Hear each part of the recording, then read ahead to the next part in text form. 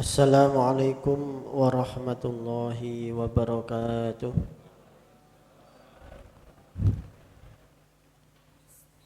Alhamdulillah, alhamdulillahilladzi mala'a quluba awliyaihi bimahabbatihi wa ihtassa arwahahum bisuhudi 'azamatihi wa hayya'a asrarahum lihamli aba'i ma'rifatihi. Allahumma shalli ala sayyidina Muhammadin abdika wa nabiyyika wa rasulika nabiyil ummi wa ala alihi wa sahbihi wa sallim tasliman biqadri azamati zatika fi kulli waqtin wa hin. Subhanaka la ilma lana illa ma 'allamtana innaka antal alimul hakim. Rabbi shrah li sadri wa yassir li amri wa hlul 'uqdatam min lisani yafqahu qawli. Amma ba'du, alhamdulillah para hadirin hadirat jamaah rutin Senin malam Selasa penghausan kitab Ihya. Alhamdulillah kita bisa kembali melanjutkan pengajian kita mengaji kepada Imam Al-Ghazali bil wasilah kitab Ihya Ulumuddin. Insyaallah ini salah satu anugerah yang luar biasa karena kitab ini juga berisikan berbagai macam pembahasan atau tema di dalam agama Islam ya, mulai dari fikih, tasawuf, tauhid, hampir semua dibahas di dalam kitab ini. Nah, keleresan kita ini masuk ke bab etika atau adab tata krama seorang pencari ilmu ya, seperti kitab Ta'limul Muta'allim atau Adabul Alim wal Muta'allimnya Mbah Hashim. Ini pasti menarik ya, karena ini yang membahas seorang Hujatul Islam.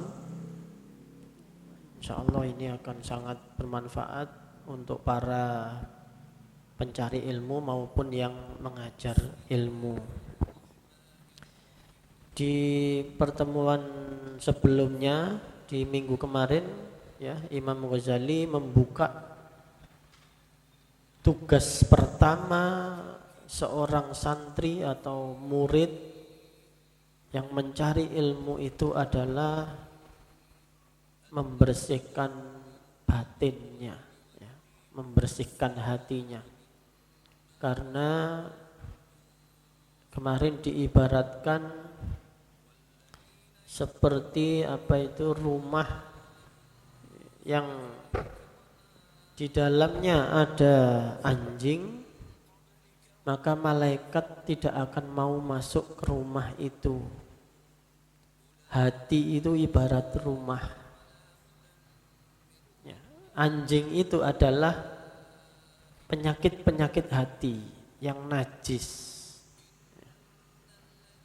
Lah, malaikat itu seperti halnya mau masuk rumah tidak jadi karena ada kotoran-kotoran batin yang najis, sombong, riya, ya, ujub dan lain-lain itu. Malaikat tidak mau masuk ke hati, ke rumah, seperti hadis itu. Karena penjelasan Imam Ghazali, ilmu itu nur dari Allah. Tapi kan nur itu tidak kemudian dilempar begitu saja. Harus ada yang mengantarkan. Ono sing ngeterno.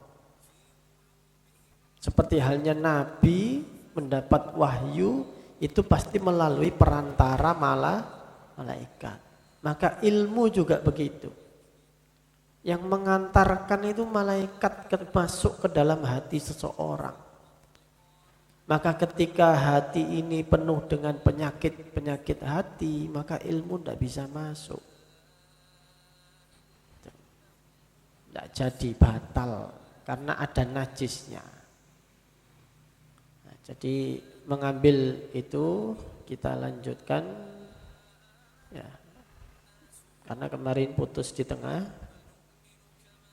Bismillahirrahmanirrahim. Qala al-mu'allif rahimallahu ta'ala wa nafa'na bihi wa bi ulumihi fid dharaini amin. Rabbi yassir wa'in.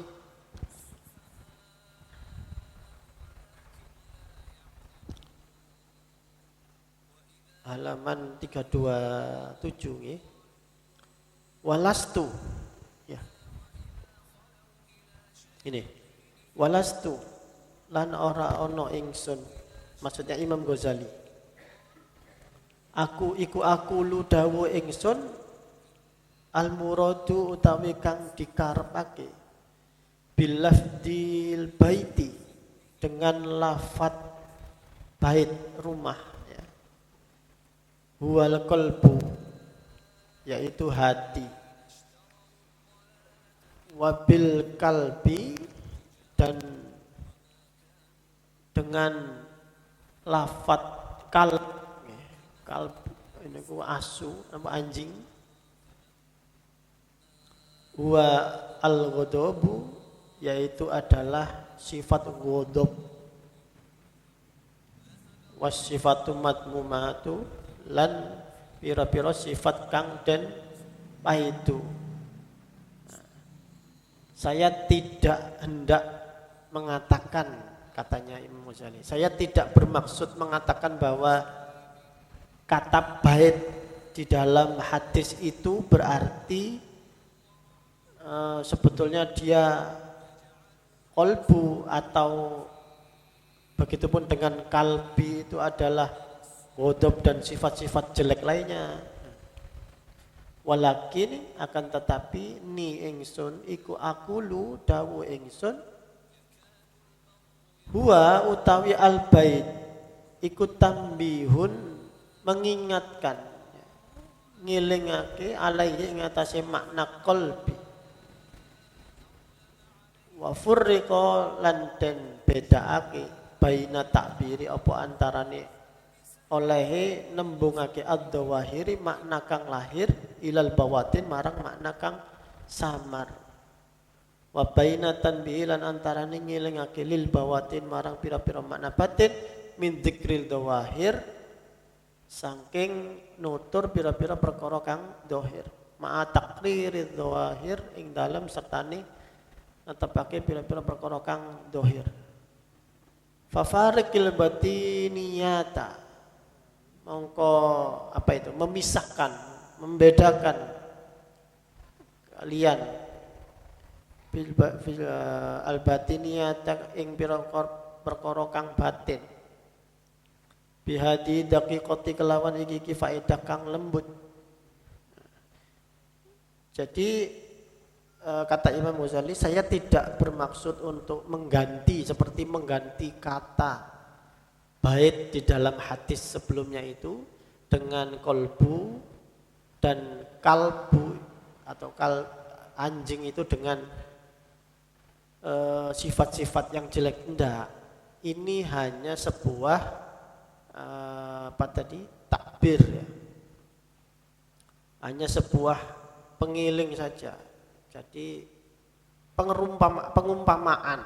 Nah itu hadisnya sendiri ya memang bermakna begitu ya, itu menjadi hukum fikih kan, bahwa akhirnya ya, madhab Syafi'i misalnya berpendapat bahwa anjing itu najis gitu. Nah hadisnya juga begitu, bukan berarti nanti khawatirnya kata Imam Ghazali nanti jenengan menganggap maksudnya ini beliau seolah-olah kan berdialog dengan pembaca Ihya ini. Nanti seolah-olah pembaca Ihya ini nanti menganggap saya ini menafsiri hadisnya dengan bait itu kalbu itu adalah penyakit-penyakit hati, sifat madmumah. Bukan. Ini bukan sebuah tafsiran atau perubahan makna, enggak. Ini adalah perumpamaan saja. Mengingatkan kita atau menyerupakan dengan sesuatu yang hampir sama dengan makna lahiriahnya. Fa inna hadhi tariq mongko setune iki raqiqah ya, sesuatu yang lembut yang tersembunyi itu ikut dalan atau riku itu adalah dalan.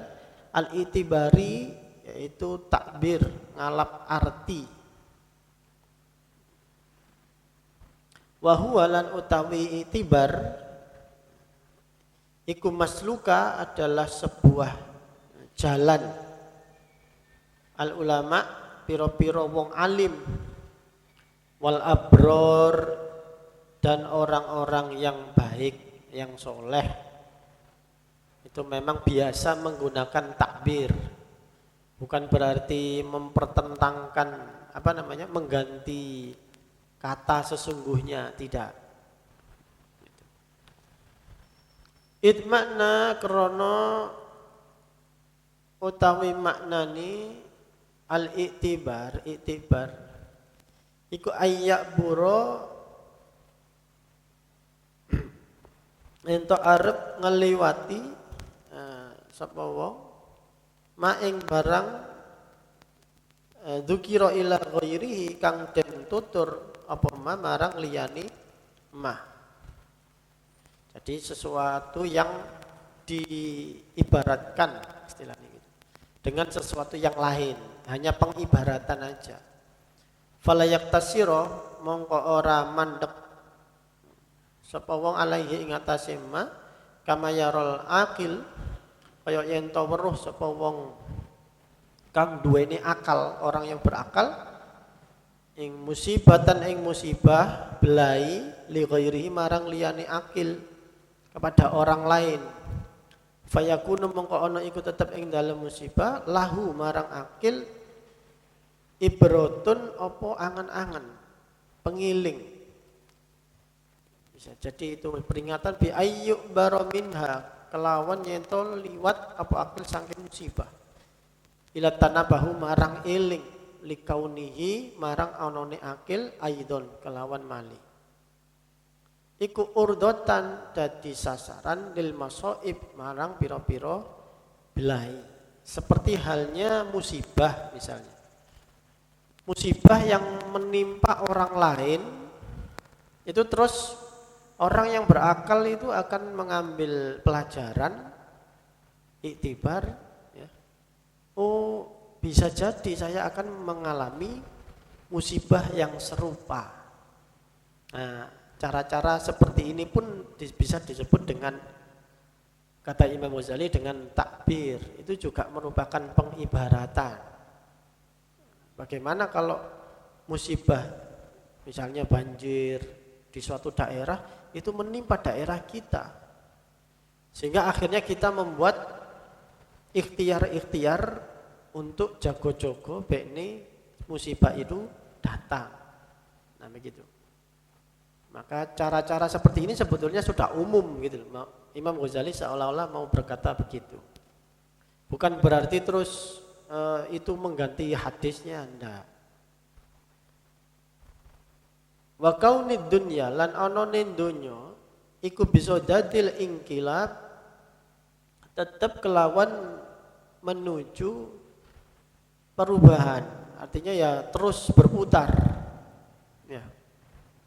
Fauburuhu mongko utawi liwat akil min ghairi saking liyane akil wa min nafsilan saking awake akil ila asli dunya marang pokoke dunya iku ibratun iku angen-angen mahmudatun kang den puji.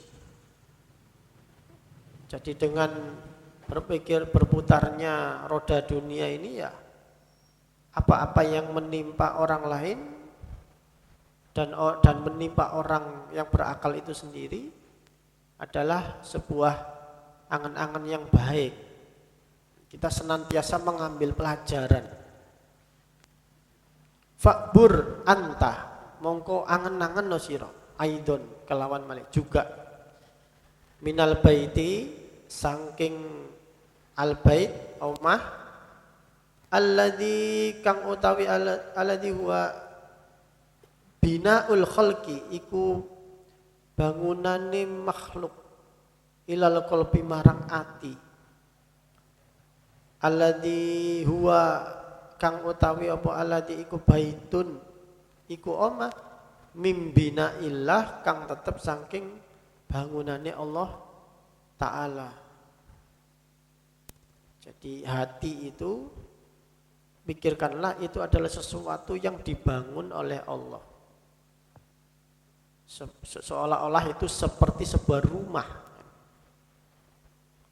Wa minal kalbi lan saking anjing atau asu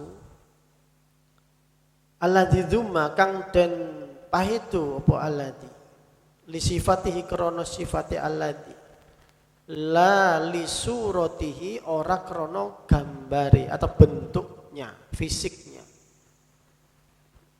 Begitu juga dengan anjing itu bukan dia itu hina ya rendah karena bentuknya fisiknya, bukan anjing itu.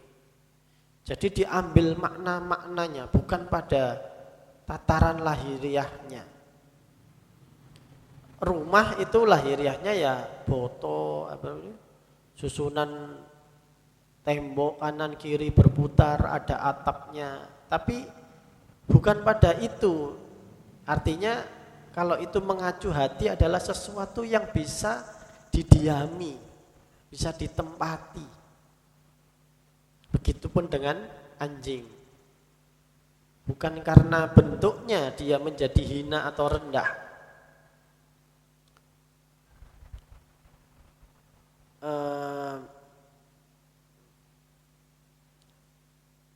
Maka apa? Kalbi itu alladzi dzumma li sifatihi la li suratihi. Dia itu rendah karena sifat-sifatnya. Wa huwa lan utawi alladzi ma iku barang kang fihi tetep ing dalem ma min sabuayatin, yaitu sifat yang membuat dia rendah adalah sifat apa itu? Galak, buas, nggih. Sabuiyah. Wa najasatin lan najis. Ila ruhi marang ruh al-kalbiyati kang bangsa asu. Wahia lan utawi ruh yang itu adalah as-sabuiyah, ruh kang sifat galak atau yang buas. Jadi sifat kebuasannya yang membuat dia rendah itu. Artinya sesuatu yang ada di dalam diri anjingnya, bukan bentuknya. Kenapa kok dia itu rendah begitu atau hina misalnya. Wa'lam maka ketahuilah wahai para pembaca Ikhya, annal qalba ing setuhune ati iku maskhuna kang den annal qalbal maskhuna ati kang den kebeki bil ghadabi kelawan muring-muring wasyarahilan condong banget ila dunya marang dunya wa taqallubi lan apa iki gucei alaiha ing atasin dunya wal khirsilan lupo alat tamziki ing atasi nyatuni menyakiti menzolimi semacam mengoyak-oyak ya lil a'radi marang pira-pira kehormatane lil a'radin nas marang pira-pira kehormatane menungso iku kalbun, itulah yang dimaksud dengan dia serupa dengan anjing itu. Jadi hati manusia yang dipenuhi oleh amarah, ghadab, ngamuan, tersinggungan. Nah, nasab yang ghadab itu juga apa ini? Dia agresif. Ingin selalu melakukan intimidasi pada pihak lain untuk mencapai tujuannya, misal melakukan kekerasan, menghalalkan segala cara. Dan hati yang di sini itu syarra ilad dunya, jadi dia kayak full hatinya itu untuk dunia, tidak ada sama sekali porsi akhiratnya. Jadi boleh memandang dunia sebetulnya kalau untuk orang yang awam, Asalkan jangan diboi gitu. Ojo kebangetan. Sampai-sampai lali akhirat. Itu yang dicela itu yang dicela adalah lupa akhirat. Terlalu sibuk bekerja sampai tidak sholat, misalnya kayak gitu. Nah, itu yang dicaci maki apa yang dipaidu oleh agama itu adalah yang seperti itu. Jadi sangat full duniawi, tidak ada niatan ukhrawi sama sekali. Wal khirsi alal tamazziki, dia rakus ya, sampai akhirnya menzolimi orang lain, kehormatan orang lain itu dirusak, hak-haknya diabaikan, sehingga dia sangat berbuat dolim pada sesama. Nah itulah gambarannya sifat anjing itu, sangat buas, sudah mengoyak-oyak hati orang lain, kehormatan orang lain. Fil makna yang dalam makna wal qalbun fi surati, dan itu secara makna memang anjing walaupun dia berbentuk hati. Bentuknya memang hati, maksudnya hati, orang punya hati, iya betul. Sampai akhirnya orang-orang yang seperti ini yang sudah serakah banget dan mendolimi orang lain kan dikatakan ada istilah orang itu sudah tidak punya hati, nah begitu. Padahal ya punya, tapi karena makna tujuan asli diciptakannya hati itu sudah hilang, maka seolah-olah dia sudah tidak punya hati. Ia hanya sebuah bangunan kosong. Maka orang ini pun berjalan di dunia ini, kata para sufi, orang yang seperti ini itu ya sebetulnya sudah mati sebelum dia mati. Ada istilah begitu. Jadi di dalam tasawuf itu ada orang yang terlalu gandrung pada dunia dan dia larut dengan penyakit-penyakit hatinya itu tidak pernah dibersihkan. Hakikatnya dia itu sudah mati sebelum mati. Tapi ada orang istilahnya hampir sama, mirip. Tapi di dalam kajian tasawuf ini menggambarkan derajat yang tinggi. Sama, istilahnya hampir sama. Tapi sebuah perintah, matilah kamu sebelum kamu mati. Jadi ada dua istilah yang mirip sekali, tapi ini bertolak belakang. Orang yang larut pada dunia, yang pada sifat-sifat yang jelek itu dia sudah mati sebelum mati, tapi di satu sisi ada kajian tasawuf itu mengajarkan matilah kamu sebelum mati. Kalau yang pertama itu dia larut pada dunia, yang kedua matilah kamu sebelum mati artinya mematikan nafsunya, mematikan sifat-sifat jeleknya, mematikan hasrat duniawinya. Sehingga orang itu sudah mati, artinya hasrat dunianya mati, yang ada hanya hasrat menuju akhirat atau bahkan hanya hasrat menuju kepada Allah. Nah itu orang itu berarti sudah sufi. Kalau sudah jadi sufi, kata para ulama sufi sebagian itu, orang itu baru dikatakan sufi, waliullah itu kalau sudah mati sebelum mati. Maksudnya mati nafsunya, mati sifat-sifat buruknya yang seperti anjing ini sudah mati. Sehingga orangnya hanya Allah, Allah, Allah, Allah. Orang mati itu kan sebetulnya kembali kepada Allah. Tapi para sufi itu sudah bertemu Allah, dalam tanda kutip ya, sudah bertemu Allah, sudah melihat Allah di dunia. Tidak perlu nunggu di akhirat. Maka dia dikatakan dia mati sebelum mati. Kematian hanyalah sebuah hanyalah sebuah momentum saja. Makanya matinya tidak kerasa. Karena dia sudah mati sebelum mati.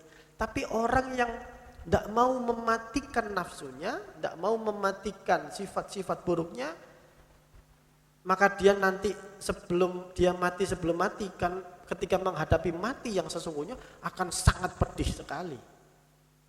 Karena dia digandoli oleh dunianya, digandoli oleh nafsunya. Sehingga ruhnya ini berat mau keluar. Meninggalkan jasad yang rendah ini, itu tidak mau. Padahal ruh itu suci. Mau kembali kepada yang suci. Tapi tidak mau gandoli yang najis ini. Yang banyak penyakitnya, yang lemah ini. Nah, jadi ada istilah seperti itu di dalam tasawuf. Maka pengibaratan Imam Al-Ghazali ini juga menggambarkan ke arah sana. Ya. Santri itu ya harus membersihkan itu. Dia harus mati sebelum mati itu. Jadi dibersihkan dulu. Supaya ilmunya nanti masuk. Waswaru lan utawi piro-piro bentuk rupa ya. Fi hadal alami kang tetep ing dalem iki alam iku ghalibatun mengalahkan alal ma'ani atas makna-makna. Wal ma'ani batinatun fiha, dan makna-makna itu tersembunyi di balik rupa. Istilahnya begitu. Karena rupa materi ini ya, materi itu menutupi sesuatu yang maknawi. Kita semua punya jasad. Padahal di dalam jasad ini ada sesuatu yang maknawi, yang suci, yang bersih. Namanya ruh. Nah itu.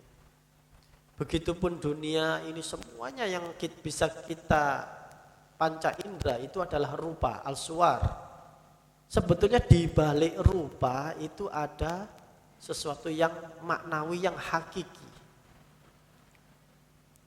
Wal fil akhirati lan ing dalam akhirat tatba'us suwaru anut apa pira-pira rupa al ma'ani ing pira-pira makna wa taghlibul ma'ani lan mengalahkan nang rupa ing suwar al ma'ani apa pira-pira makna.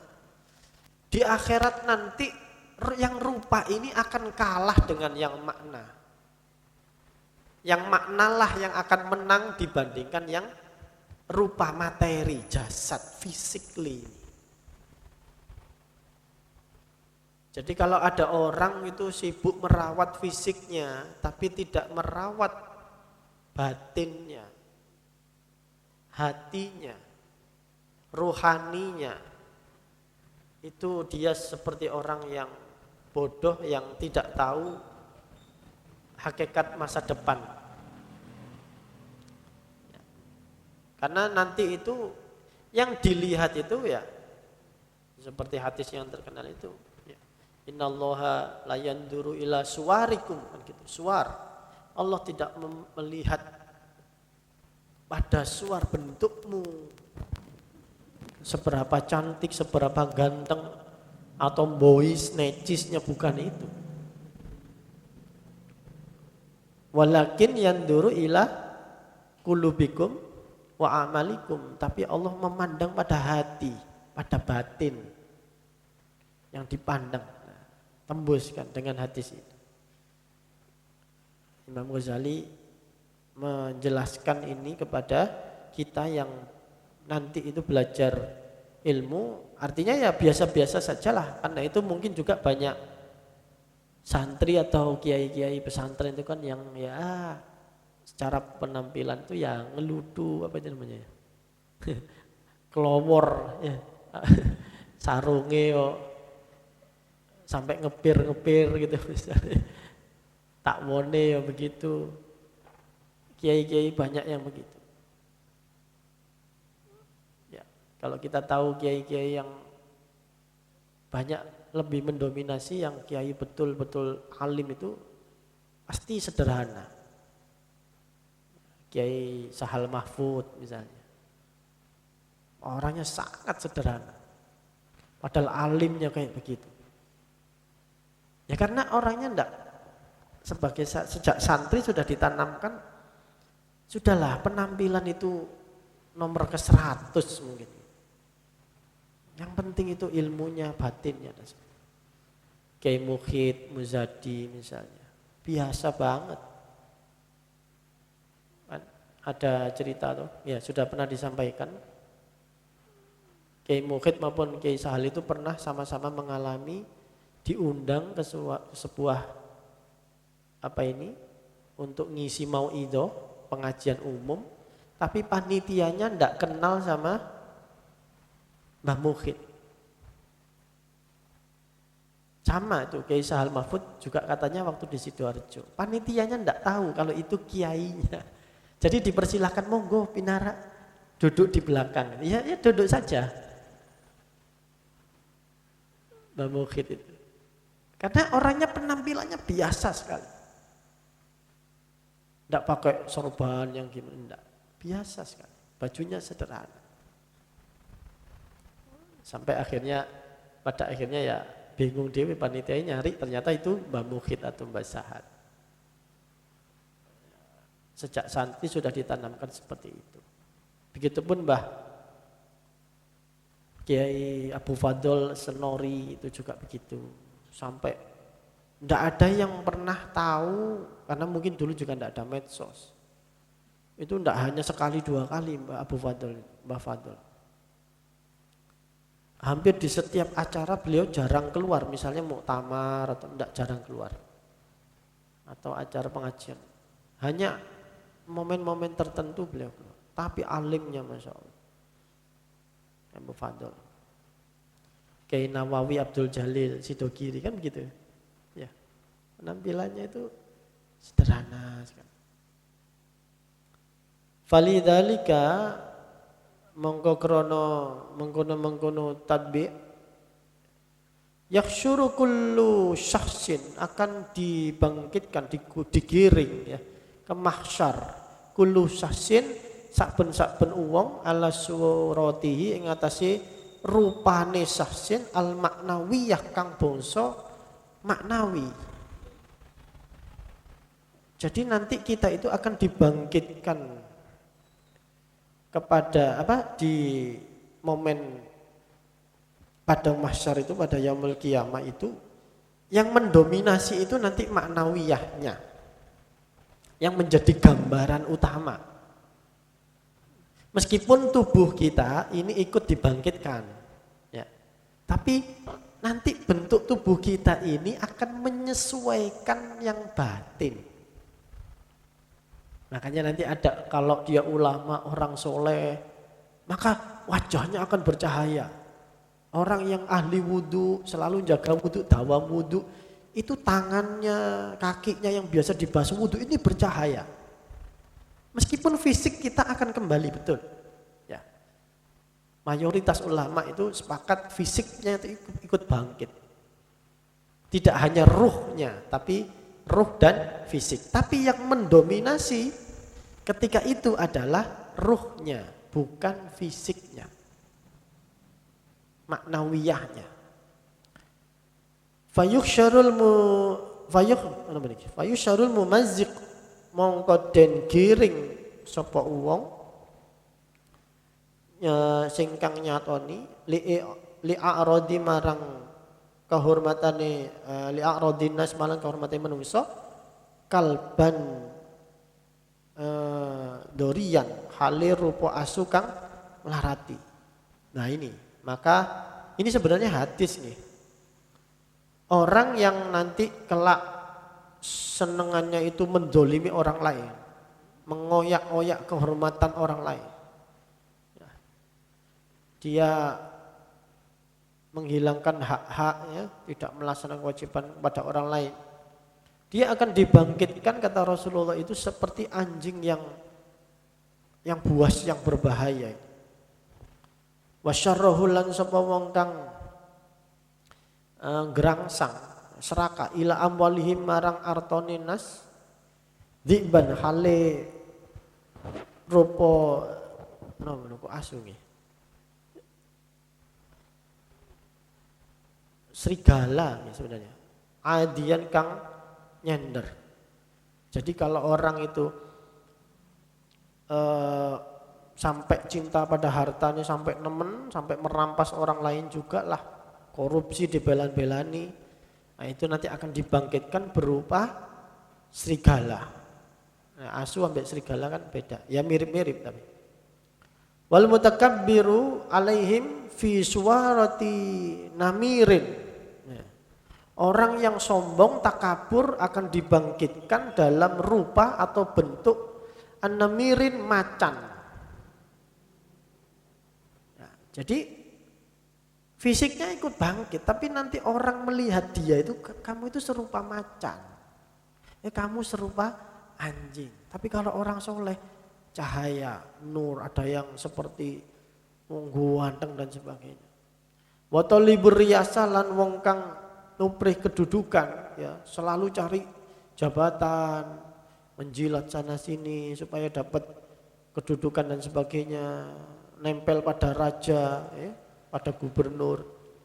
Fi suratil asadin, dalam bentuk atau gambarnya adalah asadin, singa. Jadi kalau namirin macan, asad itu singa. Jadi dia akan mengikuti apa batinnya.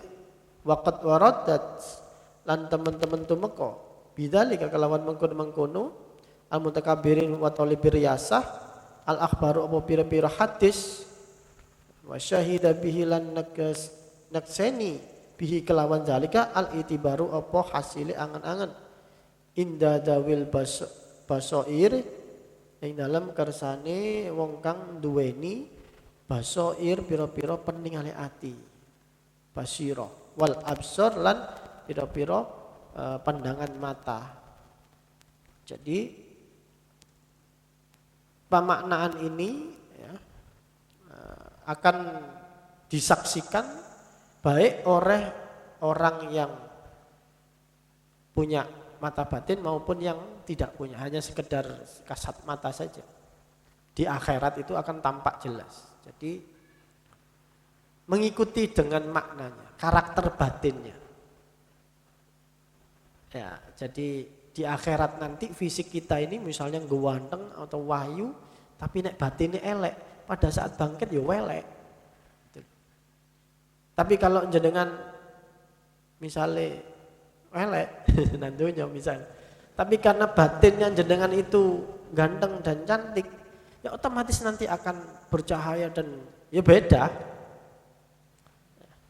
Ya, itu kan masyhur ya, kita itu nanti kalau di surga di apa itu nanti yang laki-laki itu ganteng mirip-mirip dengan Nabi Yusuf, walaupun masih dengan karakter aslinya, dengan umur sekitar 30-an, 33. Yang perempuan pun begitu. Maka kalau jenengan sekarang umur 33, pandanglah wajah jenengan dengan seksama. Kelak wajah itulah yang akan di surga. Tapi sudah kelewat ya, banyak yang kelewat. Jadi itu juga berarti kan menggambarkan bahwa ya boleh lah ya, kita harus bersolek, berdandan, ya tidak ada salahnya. Ya tidak harus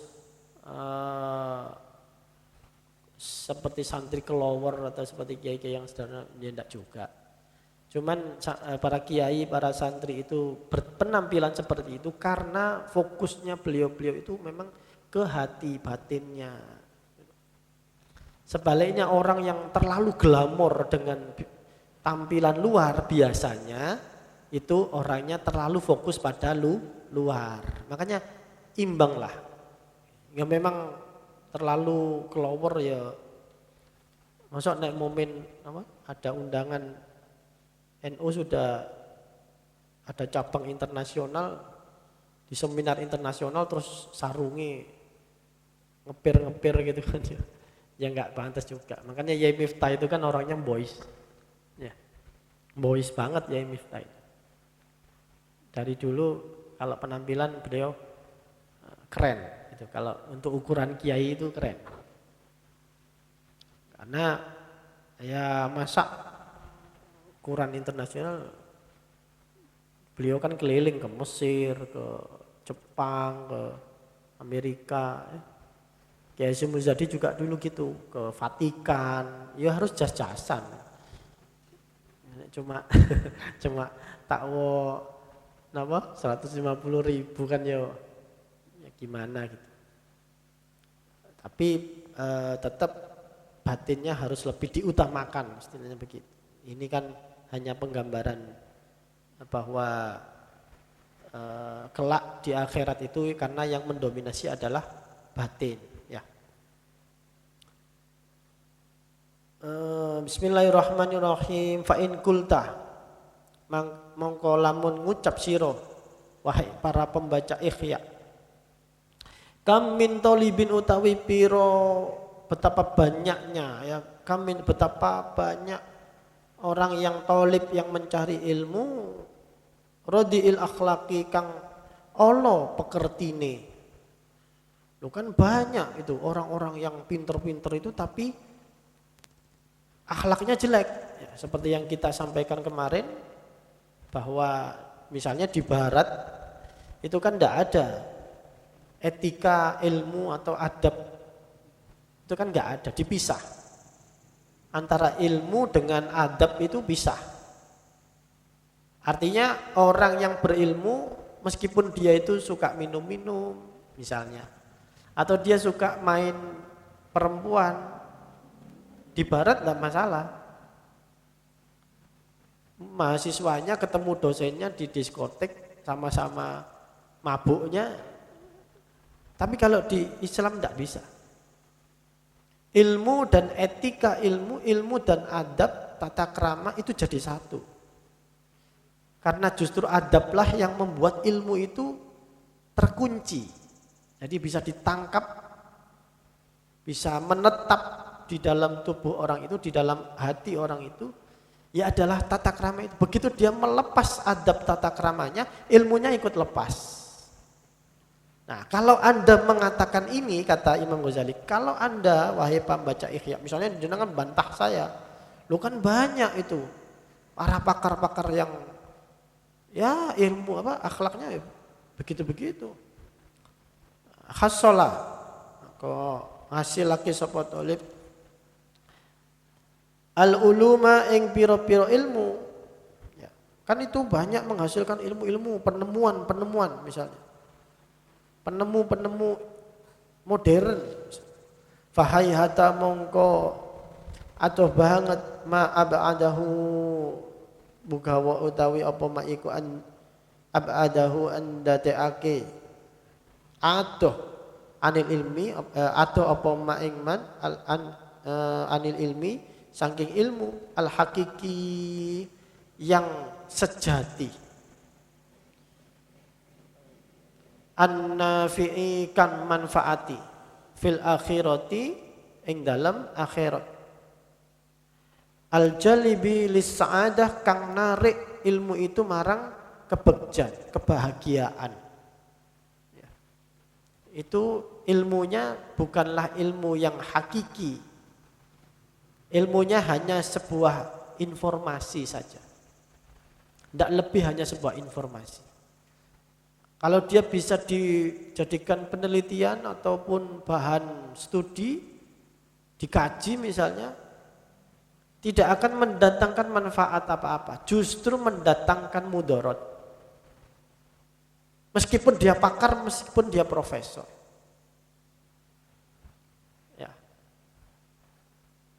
Sudah pernah dicontohkan kan ya, Einstein membuat bom atom. Menyesal dia. Ya karena ilmunya tidak manfaat, hanya mendatangkan mudarat. Ada contoh lain, kita contohnya di barat. Karl Marx. Tepang kali Karl Marx. Tepang. Siapa itu? Yang menggagas ide atau mengembangkan komunis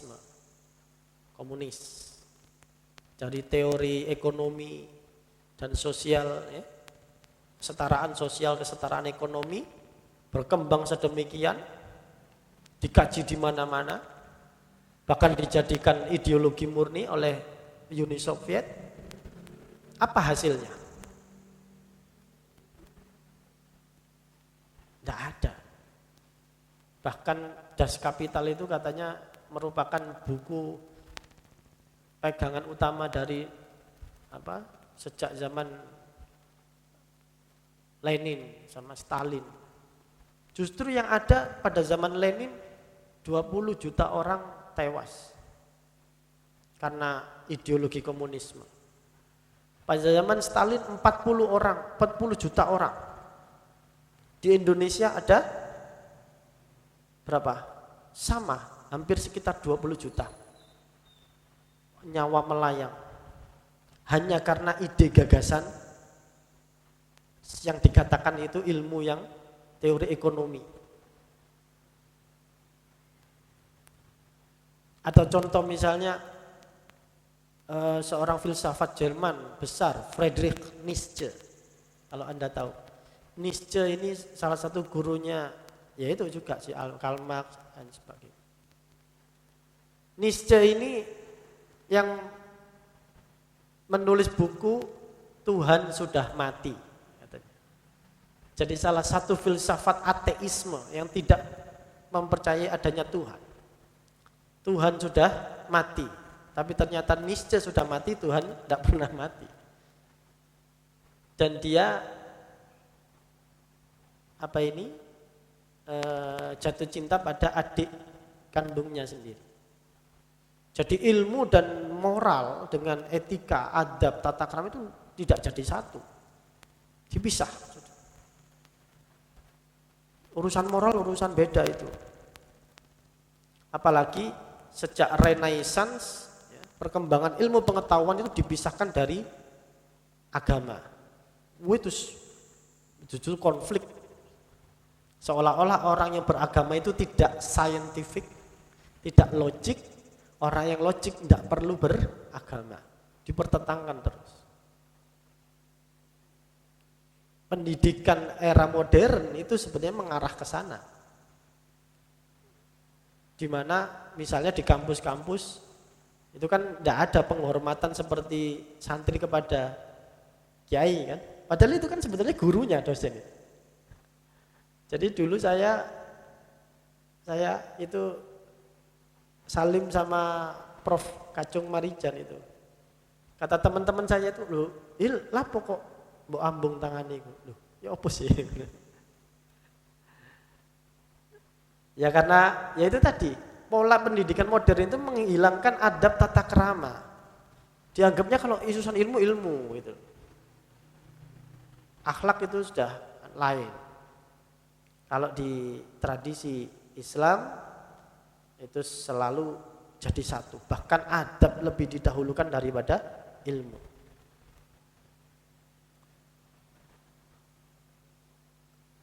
Nah, di modern sekarang misalnya ada itu ada juga mumpung iling, siapa itu?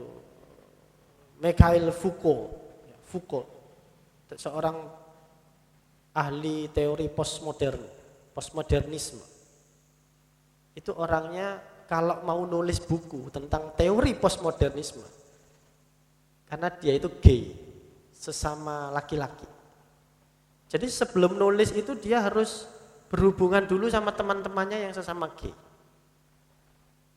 Mikhail Foucault, tulisannya Foucault, bacanya gimana? Foucault. Jadi apa ya? Lucu barat itu. Belajar ilmu kepada orang yang jelas-jelas amoral, tidak berakhlak, tidak adab. Makanya kemudian ilmunya tidak jelas. Maka sekarang tidak heran banyak orang ahli hukum yang masuk hukuman. Betapa banyak ahli teori ekonomi tapi dunia juga tidak sejahtera kan? Tiap tahun kita lulus ilmu ekonomi itu berapa? Seluruh dunia. Ada berapa guru besar ekonomi yang ada di Bank Dunia, IMF dan sebagainya. Tapi mana? Apakah kemiskinan semakin berkurang? Apakah kekurangan orang pinter tentang ekonomi? Enggak. Justru ketimpangan ekonomi semakin tinggi dan semakin tinggi. Lihat Afrika sekarang. Sampai detik ini Afrika itu adalah benua yang terbelakang. Kelaparan, Somalia, Yaman sekarang juga begitu. Jangan jauh-jauh, Indonesia saja, Papua, bagaimana pemerataan ekonominya? Apakah kekurangan orang pinter? Tidak. Era modern ini meminggirkan antara ilmu dengan akhlak. Akhirnya apa? Mau pinter ya sudah pinter saja, mau berakhlak dan akhlak terserah. Akhirnya pokok warak, pokok duit, gak peduli orang lain akan dikorbankan. Ya ini nafsu yang sabuiyah, yang buas. Nah, apakah seperti ini kata Imam Ghazali mendatangkan manfaat? Oh tidak, jauh, fahayhata. Jauh sekali, itu bukan ilmu.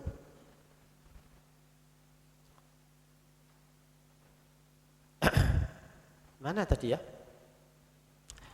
Bismillahirrahmanirrahim. Fa inna min awaili dzalikal ilmi, mongko setune iku tetep saking pira-pira kawitane mengkono-mengkono ilmu, ayat harolahu apa yen to pertelo marang ilmu iman. Annal ma'asya apa setuhune pira-pira maksiat iku sumumun, racun, qatilatun kang mateni, muhlikatun kang ngerusak, membinasakan. Jadi kemaksiatan itu maksudnya orang yang tidak berakhlak, ya tidak mempelajari tata krama, etika, akhlak. Ketika dia mencari ilmu itu sebetulnya kemaksiatan itu akan menjadi racun. Hal ra'aita ana ta weruh sira mayyatanawala ing wong kang mengkoleh sapa man ing wisa summan ing wisa pada racun ma'a ilmihi ing dalem sertane ilmu bikaunihi kelawan onone racun bikaunihi summan kelawan onone racun iku qatilan racun kan mateni. Innamal ladzi pamastine utawi alladzi utawi perkara kang tasma'uhu kang ngerungu hu sira ing alladzi minal mutarassimina saking wong kang ngaku-ngaku alim iku hadisun, iku hadis atau hanya ucapan omongan yulafikunahum kang podo nangkepake sapa mutarassimun bi alsinatihim ing hati kelawan pira-pira lisani marotan kelawan sak rambahan wayarad didunahu lan bolak-balik sapa al-mutarassimun ing hadis mengulang lagi bikulubihim kelawan pira-pira atine ukhra kang weneh. Jadi ilmu yang dengan tidak diiringi dengan akhlak itu akan menjadi racun kata Imam Al-Ghazali. Ya seolah-olah dia memang dapat gelar profesor misalnya, dia jadi pakar tertentu. Tapi itu adalah racun yang membunuh suatu saat. Dia tidak tahu ya setelah proses, setelah dimakan. Dan adakah orang hal ra'aita, apakah kamu melihat ada orang yang tahu kalau dia itu diracun? Kan enggak. Tahunya ya setelah mati keracunan. Kalau orang makan ada racunnya kan ya nggak dimakan. Nah ilmu itu begitu. Kalau dia tidak ada akhlaknya, sebetulnya di dalamnya itu ada penyakitnya, ada racunnya. Makanya terus orangnya semakin pinter semakin sombong, semakin takabur, ya kan? Semakin dia dapat gelar doktor, nggak mau antri misalnya. Nek antri muring, nang embong, yang ngono jauh didisikno dan sebagainya. Itu karena ada racun, karena sudah tidak dibarengi dengan akhlak. Dan Orang yang seperti ini itu sebetulnya dia tidak punya ilmu, dia hanya seperti orang yang yulafikuhum lufunahum bi alsinatim, orang yang mungkin berucap ngomong dengan lesannya lalu di hatinya diulang-ulang begitu saja, ya hanya sekedar, yaitu hanya informasi, bukan ilmu, hanya informasi, pengetahuan, wawasan, tapi bukan ilmu. Ilmu tidak begitu, tidak sekedar tahu ilmu itu. Kalau hanya sekedar tahu, akhirnya ya cuma informasi. Seperti hanya kita tahu ada kejadian di Jakarta apa, ya kan tahu. Tapi setelah tahu kita melakukan apa? Apa dampaknya? Untuk apa? Mau kemana? Misalnya, walaisa dzalika minal ilmi fi syai'in. Yang seperti itu kata Imam Ghazali itu bukan ilmu. Qala Ibnu Mas'ud radhiyallahu an, laisa ilmun, ya Ibnu Mas'ud dawuh, laisa ilmu, bukanlah sebuah ilmu bikasratir riwayah. Nah, ilmu itu bukan yang pinter apa ini, cerita-cerita riwayat-riwayat, bukan begitu. Kalau hanya begitu kan orang, apalagi zaman sekarang misalnya ya, dengan adanya Google dan internet, ya orang bisa saja cerita. Orang bisa, sekarang kalau jadi dosen itu kan gampang banget. Materi-materi itu kan ada semua. Begitupun jadi kalau ngapunten ini misalnya, jadi guru di sekolah kan banyak itu materi, download aja tuh di situ. Nah, tapi apakah kula panjenengan kalau jadi guru ngajar di madrasah terus kemudian hanya begitu, hanya orang yang download terus disampaikan ke murid selesai? Kalau begitu itu bukan ilmu. Perlunya murid sekolah, mondok misalnya, itu kan karena melihat akhlak daripada guru dan ustadznya di situ, kiainya. Bukan karena perlu nyari ilmunya. Kalau ilmu sekarang sudah banyak, sudah bisa download. Ibaratnya homeschooling sudah bisa sekarang. Ya, mau nyari ilmu apa? Ilmu pertanian ada, ilmu menanam bikin apa itu namanya? Tanduran hidroponik ada. Mulai nol, mulai menanam lombok dan sebagainya ada semua itu di YouTube, di internet ada semua. Akhirnya kan lama-lama nanti dikritik, lalu terus sekolah nanti buat apa? Semua materinya sudah ada di internet semua. Nah, maka jawabannya adalah perlunya cari ilmu di sekolah, di pondok pesantren adalah mempelajari akhlak adab orang yang berilmu. Karena itu filosofi pendidikan itu jangan kemudian mentargetkan lulus mengerjakan ujian, bukan. Ya kalau itu memang programnya pemerintah ya silakan, tapi kita sebagai orang tua harus menyampaikan kepada anak bahwa kamu itu mencari ilmu bukan untuk cari lulus. Bukan supaya nanti setelah lulus bekerja di mana, bukan. Ilmu itu adalah jalan menuju kepada Allah. Man taraka, ya apa nih hadisnya? Yaltamizu fihi ilman sahalallahu tariqan ilal jannah. Maka sesungguhnya mencari ilmu itu jalan menuju surga, bukan untuk cari gelar S1, S2 kelak ini. Bahkan mungkin tidak sampai masa depan. Sekarang orang sudah tidak percaya sama gelar S2, doktor dan sebagainya. Sudah terlalu gampang orang cari itu. Bahkan gelar doktoris apa itu?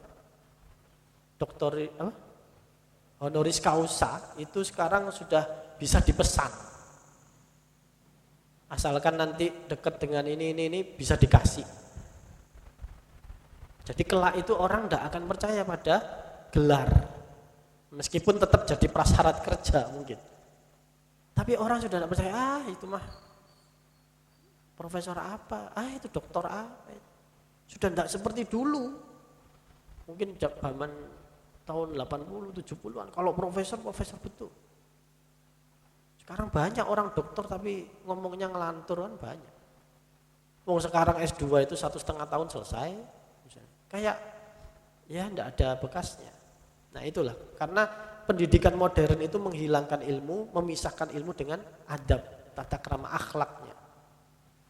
Maka kita sebagai orang tua harus menyampaikan kepada anak bahwa bukan itu tujuan orang cari ilmu, bukan untuk itu sekolah, bukan untuk itu mondok. Ya. Saya kira demikian ya Bapak Ibu sekalian. Ini mana tadi? Ya, bikasratil riwayah pada dawuhnya Ibnu Mas'ud radhiyallahu an. Nanti kita lanjutkan di pertemuan berikutnya nggih. Mudah-mudahan ada manfaatnya, ada gunanya, ada hikmahnya buat kita semua.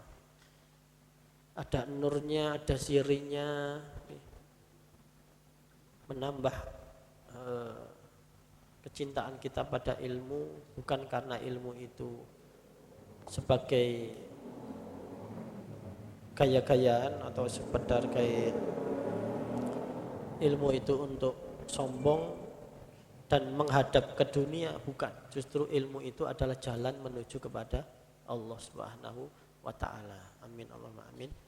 Seperti biasa kita hadiahkan Fatihah terbaik kita kepada guru-guru kita, kepada Abah Masyudi Mukhtar, kepada guru-guru beliau, bersambung sanad sampai dengan Rasulullah sallallahu alaihi wasallam, ala hadiniyah wa ala kulli niyatin shalihah bi syafaati Rasulillah. Al-Fatihah.